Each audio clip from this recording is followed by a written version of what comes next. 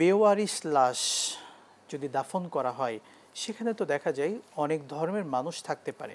তো বেওয়ারিশ এভাবে একসঙ্গে অনেক লাশ দাফন করলে সেটা কোন ধর্মের মানুষ সেটা হয়তো নিশ্চিত করা যায় না, কিন্তু তাকে যখন দাফন করা হয় তাকে কাফন কিংবা জানাজা দেওয়া হচ্ছে, এই যে কাফন দাফন জানাজার প্রক্রিয়াটা অর্থাৎ মুসলিম হিসেবে দেওয়া হচ্ছে, এক্ষেত্রে কোনো সমস্যা হবে কিনা? আচ্ছা, আমাদের দেশ হচ্ছে মুসলিম অধ্যুষিত একটি দেশ। জি। এদেশে অনেক সময় অনেক আমরা দুর্ঘটনা বা কোনো না কোনোভাবে যদি এভাবে পাওয়া যায়, কোনো একজন মহিলা পাওয়া গেল, একজন পুরুষ পাওয়া গেল, যে তারা কোনো ট্রেস আউট করার কোনো সুযোগ নাই, জি।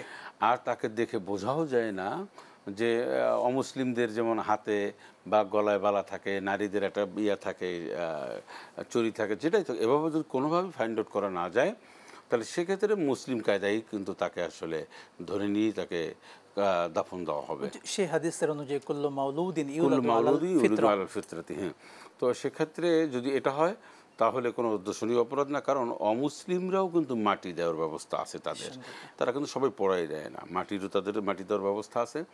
তবে তাদের মধ্যে আমাদের মধ্যে যে পার্থক্যটা তো অনেক রয়েছে, কিন্তু এটা তো আমরা একজন মুসলিম হিসাবেই তাকে ধরে নেব। অর্থাৎ আমাদের প্রথমে চেষ্টা করতে হবে যে তিনি তার প্রকৃত অবস্থানটা কি।